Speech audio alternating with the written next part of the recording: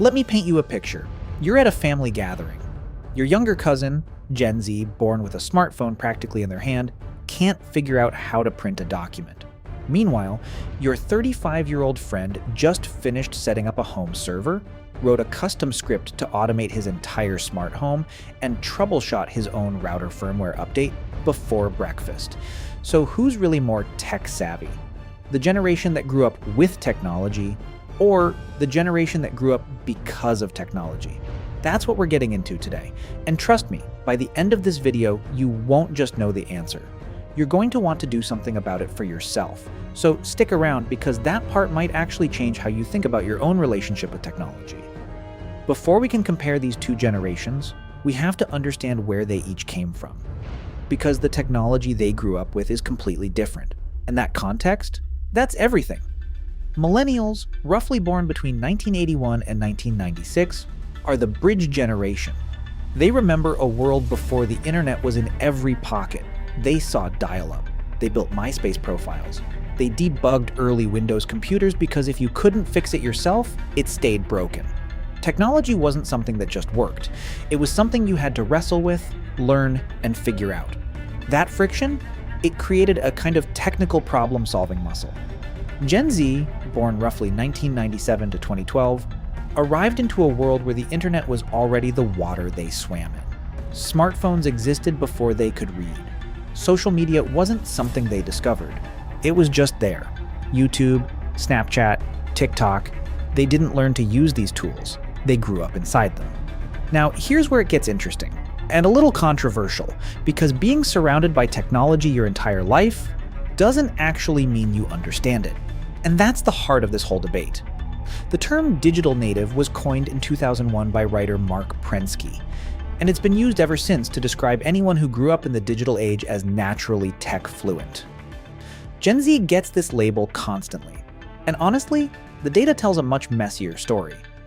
Research has shown that Gen Z is extremely comfortable with apps and social platforms, the consumer surface of technology. But when it comes to the infrastructure underneath, things like understanding file systems, navigating desktop software, or basic IT troubleshooting, many Gen Z individuals struggle in ways that genuinely surprise employers. There was a moment a few years back when teachers started reporting that some of their students, people who were glued to their phones 24/7, didn't know how to save a file to a specific folder on a computer. Not because they weren't smart, but because they'd never had to. Everything lived in the cloud, organized automatically. The friction was gone. And that's the paradox.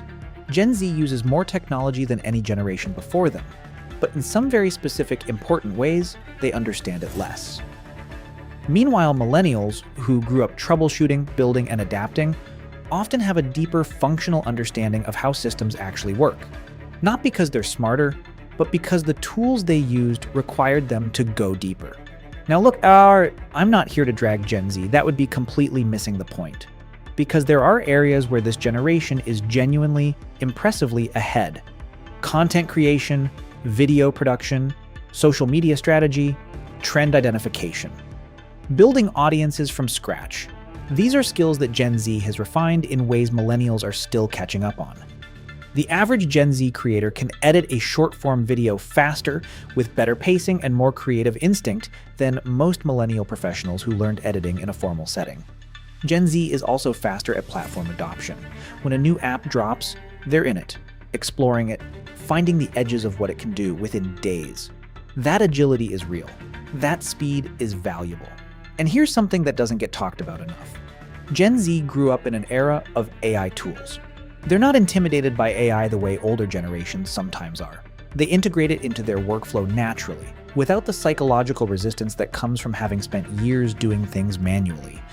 That comfort is going to matter a lot in the next decade. This whole video actually started from a Reddit post in the Gen Z community.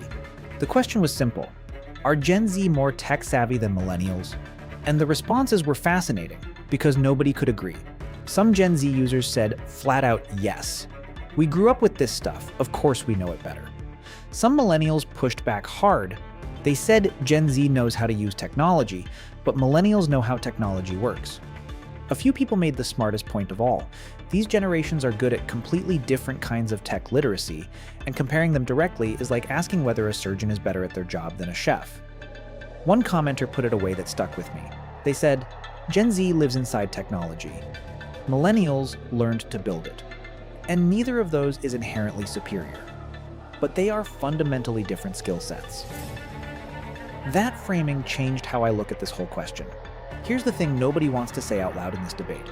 Both generations have a version of the same problem, using technology in a way that makes them dependent rather than capable.